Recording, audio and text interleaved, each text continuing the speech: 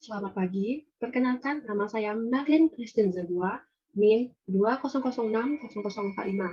Nah, pada kesempatan kali ini, di sini saya akan menjelaskan yaitu analisis LQ, shift share, indeks ketimpangan, dan analisis keuangan kota Padang Panjang.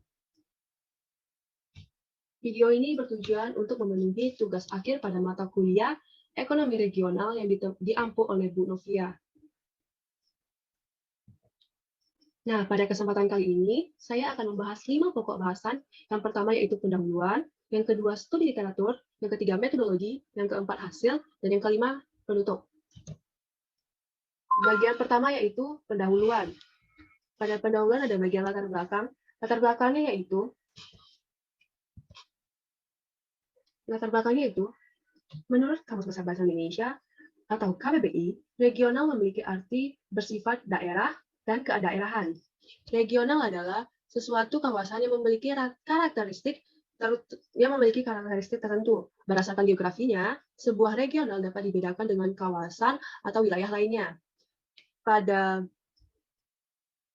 suatu regional terdapat struktur ekonomi dan sosial yang homogen sebagai wujud penggabungan dari faktor demografis dan juga lingkungan.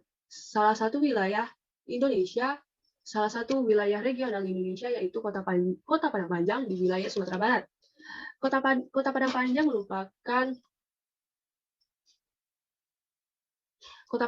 merupakan salah satu daerah tingkat 2 di Provinsi Sumatera Barat. Kota Padang Panjang terletak 66,9 km sebelah utara Kota Padang dan terletak strategis di jalur Padang dan Bukit Tinggi, serta Solo dan Bukit Tinggi.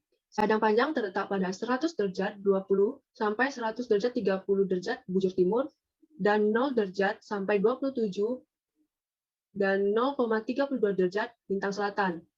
Kota Padang Panjang berbatasan langsung dengan 2 kecamatan di Kabupaten Tanah Datar, yaitu Kecamatan 10 Koto di sebelah barat, utara, dan selatan, dan serta Kecamatan Batipu di sebelah timur.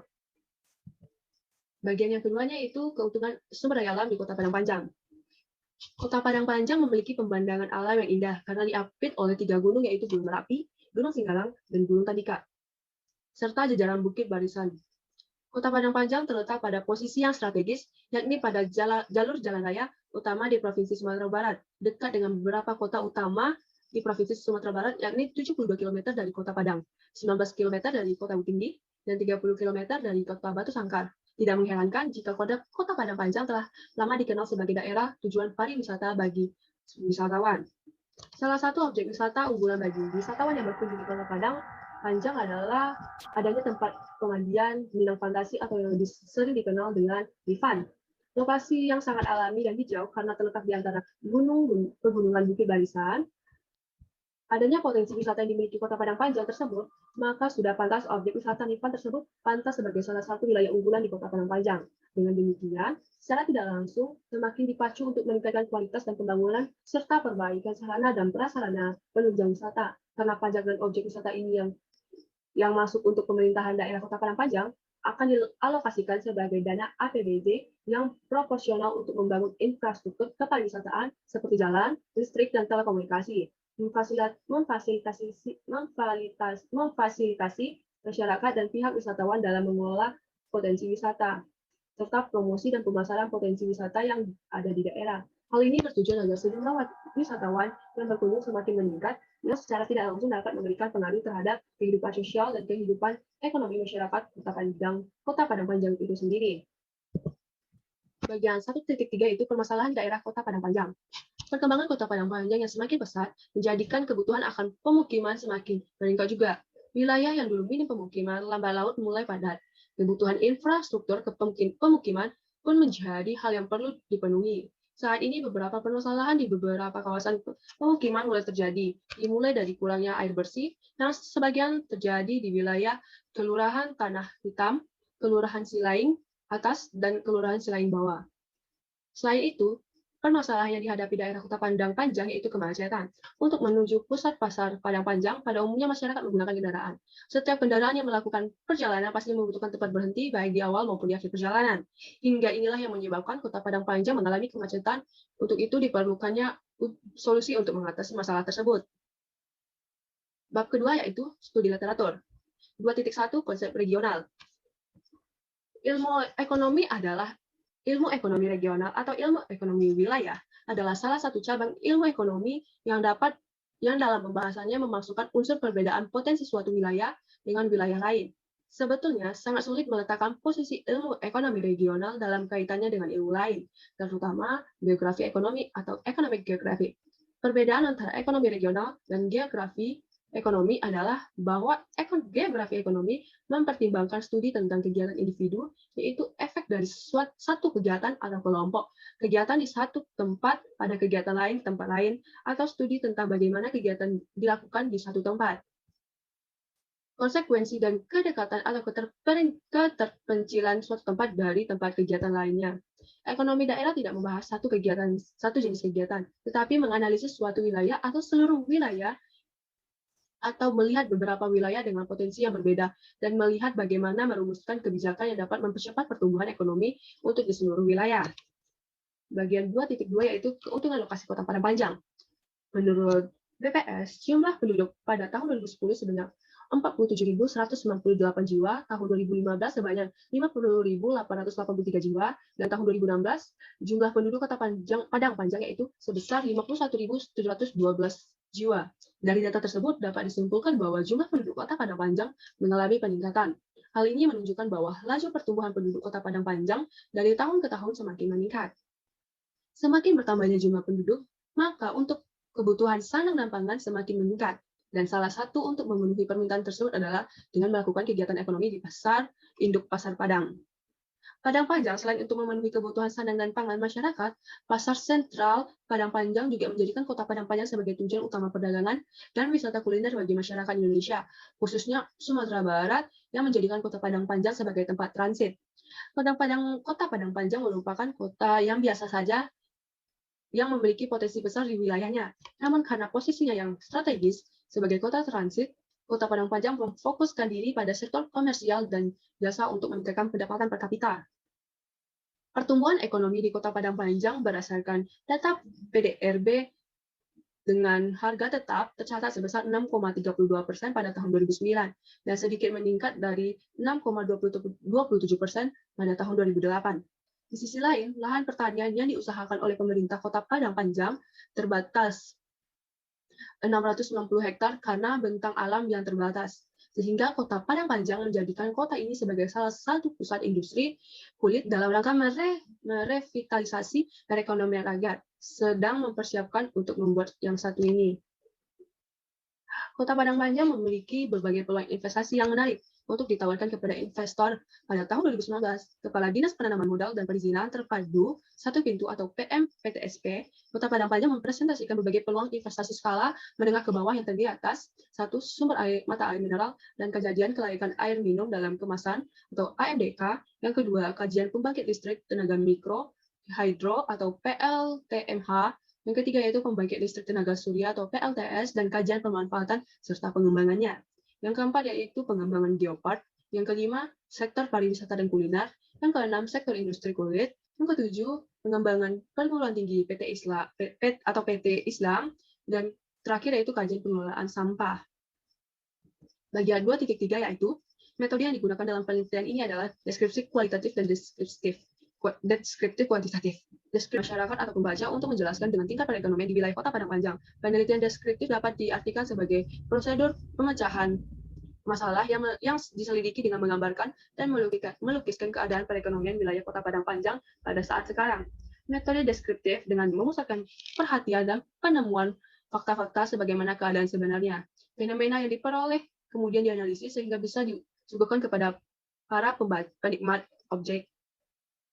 Untuk menjawab permasalahan yang ditetapkan, maka digunakan beberapa alat analisis data, yaitu analisis location question atau LQ, dan analisis self-share, serta indeks ketimpangan dan analisis keuangan daerah. Selanjutnya, bab ketiga yaitu bab metodologi. Pada 3.1 yaitu location question atau LQ. Metode LQ digunakan untuk mengetahui potensi dari suatu aktivitas ekonomi yang merupakan indikasi sektor basis dan non-basis dengan cara membandingkan antara kemampuan sektor yang sama pada wilayah yang lebih luas. Rumus LQ yaitu LQIJ sama dengan XI per XT dibagi YI per YT, di mana XI adalah PDRB lapang usaha I di suatu daerah, kabupaten atau kota. XT yaitu PDRB total suatu daerah, kabupaten atau kota. YI yaitu PDRB lapangan usaha secara regional atau provinsi, YT yaitu PDRB total secara regional. 3.2 yaitu Shift-SAR Analysis atau SSA. Shift-SAR Analysis merupakan salah satu dari sekian banyak teknik analisis untuk memahami pergeseran struktur aktivitas di suatu lokasi tertentu dibandingkan dengan suatu referensi dengan cakupan wilayah yang lebih luas dalam 2 titik waktu. Dengan demikian, dari hasil analisis Shift-SAR diperoleh gambaran kinerja aktivitas untuk wilayah yang dapat dijelaskan dari 3 komponen, yaitu yang pertama regional SAR atau komponen laju pertumbuhan agregat. Komponen ini menyatakan pertumbuhan total wilayah pada 2 titik, yaitu menunjukkan dinamika total wilayah, di mana rumusnya itu RIJ sama dengan YIJ0 dalam kurung YT dibagi Y0, di mana RIJ adalah regional SAR sektor I di daerah J selama satu periode, YIJ0 yaitu nilai tambah sektor I di daerah J pada awal periode, YT yaitu nilai tambah seluruh sektor tingkat nasional pada akhir periode, dan Y0 yaitu nilai tambah seluruh sektor tingkat nasional pada awal YT yaitu nilai tambah seluruh sektor tingkat nasional pada akhir periode, dan Y0 yaitu nilai tambah seluruh sektor tingkat nasional pada awal periode. Selanjutnya yaitu proportional shift atau komponen pergeseran proporsional. Komponen ini menyatakan pertumbuhan total aktivitas tertentu secara relatif dibandingkan dengan pertumbuhan secara umum dalam total wilayah yang menunjukkan dinamika sektoral atau aktivitas total dalam wilayah, di mana rumusnya yaitu PIJ sama dengan YIJ0 dalam kurung YIT dibagi YI0 dikurang YT dibagi Y0, di mana PIJ yaitu proportional shift sektor I di daerah J selama satu periode, YIJ0 yaitu nilai tambah sektor I di daerah J pada awal periode, YIT yaitu nilai tambah sektor I pada tingkat nasional di akhir periode, YI0 yaitu nilai tambah sektor I pada tingkat nasional di awal periode, YT yaitu nilai tambah seluruh sektor pada tingkat nasional di akhir periode, dan Y0 yaitu nilai tambah seluruh sektor pada tingkat nasional di awal periode. Bagian yang ketiganya itu komponen pergeseran diferensial atau differential shift. Komponen ini menggambarkan dinamika atau keunggulan atau ketidakunggulan suatu sektor atau aktivitas tertentu di subwilayah tertentu terhadap aktivitas tersebut di subwilayah lain, di mana rumusnya yaitu DIJ sama dengan YIJ0 dalam kurung YIJT dibagi YIJ0 dikurang YIT dibagi YI0, di mana keterangannya itu DIJ merupakan differential shift sektor I di daerah J selama satu periode, YIJ0 yaitu nilai tambah sektor I di daerah J pada awal periode, dan YIJT yaitu nilai tambah sektor I di daerah J pada akhir periode, YIT yaitu nilai tambah sektor I pada tingkat nasional di akhir periode, dan yang terakhir yaitu YI0 yaitu nilai tambah sektor I pada tingkat nasional di awal periode. Bagian yang ketiga, titik 3 yaitu indeks ketimpangan, di mana rumus indeks ketimpangan yaitu 1 dikurang sigma NI kurang 1 dalam kurung PI dikurang PI kurang 1 dikurang Q1 ditambah QI kurang 1, di mana G merupakan Gini indeks, PI merupakan persentase kumulatif sejumlah penduduk untuk sampai ke kelas I, Q1 yaitu persentase kumulatif jumlah pendapatan sampai ke kelas I yaitu 1, 2, 3, titik-titik sampai N. Jika G sama dengan 0, maka perfect equality, atau jika G sama dengan 1, perfect inequality. 3.4 yaitu kapasitas fiskal. Kapasitas fiskal dihitung dengan PAD ditambah DBH SDA ditambah DBH pajak, di mana PAD yaitu pendapatan asli daerah dan DBH pajak itu dana bagi hasil termasuk cukai tembakau yang baru kita miliki. Nah, sekarang kita masuk kepada bab hasil dan pembahasan. Bab keempat yaitu hasil dan pembahasan. Yang pertama yaitu location question atau LQ, di mana seperti yang tertera pada gambar dapat dilihat bahwa pada tahun 2015 ada beberapa sektor yang basis dan non-basis, dan begitu juga pada tahun 2020 yang memiliki sektor basis dan non-basis. Dari tabel tersebut dapat kita lihat bahwa nilai LI Kota Padang Panjang pada tahun 2015 ada 13 sektor yang basis, yang non-basis. Yang basis yaitu berarti besar dari satu, di mana sektor-sektor tersebut adalah industri pengolahan, sektor C yaitu industri pengolahan, sektor E pengadaan air, pengelolaan sampah, limbah, dan daur ulang, sektor F yaitu konstruksi, sektor G perdagangan besar dan eceran, sektor H yaitu transportasi dan perdagangan, sektor I yaitu penyediaan akomodasi dan makan minum, sektor J yaitu informasi dan komunikasi, sektor K jasa keuangan dan asuransi, sektor L yaitu real estate. Nah, pada 13 sektor ini merupakan sektor basis atau sektor komoditas yang mana peranan sektor-sektor ini pada daerah Kota Padang Panjang lebih menonjol daripada peranan sektor tersebut secara provinsi. Selain itu, pada 13 sektor tersebut, selain daripada 13 sektor ini, memiliki nilai location quotient kecil dari 1. Berarti peranan sektor tersebut di daerah Kota Padang Panjang lebih kecil daripada peranan sektor tersebut secara Provinsi Sumatera Barat. Nah, pada tahun 2020, nilai location quotient atau LQ pada Kota Padang Panjang itu memiliki nilai besar dari 1. Ada 10 sektor, yaitu di sektor E pengadaan air, pengelolaan sampah, limbah dan daur ulang, sektor G yaitu perdagangan besar dan eceran, reparasi mobil dan sepeda motor, sektor H yaitu transportasi dan perdagangan, sektor I yaitu penyediaan akomodasi dan makan minum, sektor J yaitu informasi dan komunikasi, sektor K yaitu jasa keuangan dan asuransi, sektor L real estate, dan selain sektor-sektor tersebut, sektor-sektor tersebut memiliki peranan pada daerah Kota Padang Panjang yang lebih menonjol daripada peranan sektor tersebut secara Provinsi Sumatera Barat. Nah, selama periode 2015 dan 2020 ada beberapa sektor yang mengalami perubahan dari basis menjadi non-basis. Ada 3 sektor yaitu sektor industri pengolahan, konstruksi, dan jasa keuangan, dan jasa kesehatan dan kegiatan sosial. Nah, hasil analisis yang kedua yaitu regional share atau RIJ. Seperti pada layar yang telah ditampilkan, dapat kita lihat bahwa perhitungan regional share di daerah Kota Padang Panjang seperti berikut. Nah, berdasarkan tabel yang telah ditampilkan, bahwa regional share terbesar di wilayah Kota Padang Panjang adalah sektor perdagangan besar dan eceran, reparasi mobil, dan sektor dan sepeda motor sebesar 38.600,6452. Sedangkan sektor yang memiliki regional share terkecil adalah pengadaan listrik dan gas sebesar 270,8649.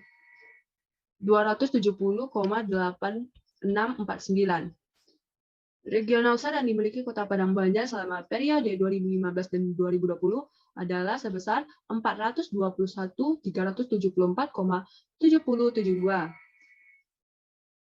Hasil analisis yang ketiga yaitu proportionality shift atau PIJ. Seperti yang telah ditampilkan kepada layar, dapat dilihat bahwa perhitungan proportionality shift sebagai berikut. Dengan hasil analisis yaitu berdasarkan tabel tersebut, dapat diketahui bahwa angka proportionality shift daerah Kota Padang Panjang selama periode 2015 dan 2020 masih memiliki 9 sektor yang bernilai negatif. Sektor-sektor tersebut adalah sektor A, pertanian, kehutanan dan perikanan, sektor B yaitu pertambangan dan penggalian, sektor C yaitu industri, pengolahan, sektor D yaitu pengadaan listrik dan gas, sektor E yaitu pengadaan air, pengelolaan sampah, limbah, dan daur ulang, sektor H yaitu transportasi dan pergudangan, sektor I yaitu penyediaan akomodasi dan makan minum, sektor K yaitu jasa keuangan dan asuransi, sektor MN yaitu jasa perusahaan, di mana kesembilan sektor tersebut menunjukkan bahwa tingkat pertumbuhan di daerah Kota Padang Panjang lebih lambat dibandingkan wilayah Provinsi Sumatera Barat.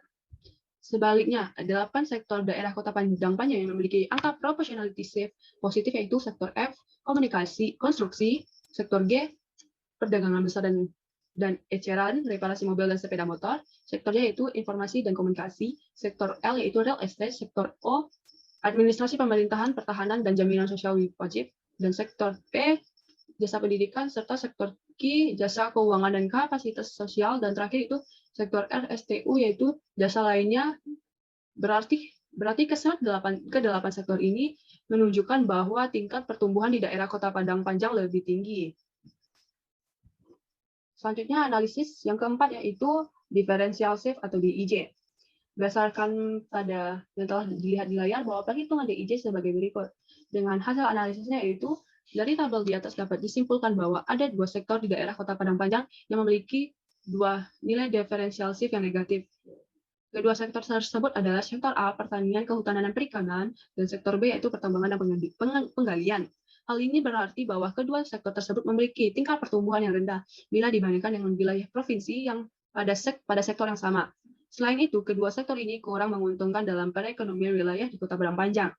Sebaliknya, selain dari dua sektor tersebut, berarti 15 sektor lagi memiliki nilai differential shift yang positif, di mana sektor tersebut adalah sektor C, industri pengelolaan, sektor D, pengadaan listrik dan gas, sektor E, pengadaan air dan pengelolaan sampah, limbah dan daur ulang, sektor F, konstruksi, sektor G, perdagangan besar dan eceran, reparasi mobil dan sepeda motor, sektor H, transportasi dan perdagangan, transportasi dan pergudangan, sektor I yaitu penyediaan akomodasi dan makan minum, sektor J yaitu informasi dan komunikasi, sektor K, jasa keuangan dan asuransi, sektor L, real estate, sektor MN, jasa perusahaan, sektor O, administrasi perusahaan, pertahanan dan jaminan sosial wajib, sektor P yaitu jasa pendidikan, sektor Q yaitu jasa keuangan dan kegiatan sosial, dan terakhir yaitu sektor RSTU yaitu sektor RSTU jasa lainnya. Hal ini berarti bahwa kedelapan sektor ini memiliki keuntungan lokasi yang baik dan keuntungan tersebut dapat dimanfaatkan sebagai kegiatan basis ekspor. Nah, selanjutnya ya bagian kelima yaitu indeks ketimpangan atau Gini rasio. Berdasarkan sumber yang didapat oleh BPS, Kota Padang Panjang selama tahun 2015 sampai tahun 2020 memiliki indeks Gini yang berada di bawah 0,4, di mana secara berurutan dari tahun 2015 sampai 2020 indeks Gini Kota Padang Panjang yaitu 0,370, 0,380, 0,30, 0,290, 0,322, dan 0,394, di mana angka tersebut menunjukkan bahwa Kota Padang Panjang memiliki tingkat ketimpangan yang rendah. Dan terakhir yaitu analisis keuangan daerah. Berdasarkan sumber yang didapat, bahwa kapasitas fiskal Padang Panjang memiliki tahun 2016 Kota Padang Panjang memiliki kapasitas fiskal sebesar 2,95 dan tahun 2020 sebesar 0,477, di mana pada tahun 2016 kapasitas fiskal yang dimiliki Kota Padang Panjang termasuk ke dalam kategori yang sangat tinggi, sedangkan pada tahun 2020 kapasitas fiskal yang dimiliki Kota Padang Panjang sebesar 0,477 termasuk dalam kategori sangat rendah. Nah, bab kelima yaitu penutup. Berdasarkan hasil pembahasan yang telah dibahas tadi, ada beberapa kesimpulan yang bisa diberikan. Yang pertama yaitu nilai LQ. Nilai LQ yang besar daripada satu pada tahun 2015 ada 13 sektor, sedangkan pada tahun 2020 ada yang besar dari satu ada 10 sektor. Selama periode 2015 dan 2020 ada beberapa sektor yang berubah dari basis menjadi non basis. Sektor tersebut yaitu industri pengolahan, konstruksi, dan jasa kesehatan dan kegiatan sosial. Yang kedua yaitu regional share. Regional share terbesar di wilayah Kota Padang Panjang adalah sektor perdagangan besar dan eceran, reparasi mobil dan sepeda motor, sebesar 38.600,6452 atau 18,54%. Sedangkan sektor yang memiliki regional share terkecil adalah pengadaan listrik dan gas sebesar 270,8649 atau 0,06%. Sedang yang ketiga yaitu proportionality shift. Proportionality shift yaitu di daerah Kota Padang Panjang selama periode 2015 dan 2020 memiliki 9 sektor yang bernilai negatif, di mana ke-9 sektor tersebut menunjukkan bahwa tingkat pertumbuhan di daerah Kota Padang Panjang lebih lambat dibandingkan wilayah Provinsi Sumatera Barat. Yang keempat yaitu differential shift. Ada dua sektor di daerah Kota Padang Panjang yang memiliki nilai differential shift yang negatif. Hal ini berarti kedua sektor tersebut memiliki tingkat pertumbuhan yang rendah bila dibandingkan dengan wilayah provinsi pada sektor yang sama. Selain itu, kedua sektor ini kurang menguntungkan dalam perkembangan wilayah Kota Padang Panjang. Yang kelima yaitu indeks ketimpangan. Indeks ketimpangan atau Gini rasio daerah Kota Padang Panjang sejak tahun 2015 dan 2020 memiliki angka di bawah 0,4 atau kecil dari 0,4, yang dimana angka tersebut menunjukkan bahwa Kota Padang Panjang memiliki tingkat ketimpangan yang rendah. Dan yang terakhir yaitu atau nomor 6, kapasitas fiskal. Kapasitas fiskal Kota Padang Panjang tahun 2016 sebesar 2,95 yang mana nilai ini termasuk ke dalam kategori yang sangat tinggi. Sedangkan pada tahun 2020 kapasitas fiskal daerah Kota Padang Panjang sebesar 0,477 yang termasuk ke dalam kategori sangat rendah. Nah, sekianlah penjelasan saya mengenai analisis ALKI, SIRSAT, indeks ketimpangan, dan analisis keuangan daerah di daerah Kota Padang Panjang tahun 2015 dan 2020. Sekian dari penjelasan saya. Mohon maaf jika ada kesalahan dalam materi atau pemaparan yang kurang jelas. Saya mohon maaf. Hanya itu yang bisa saya sampaikan. Sekian dan terima kasih.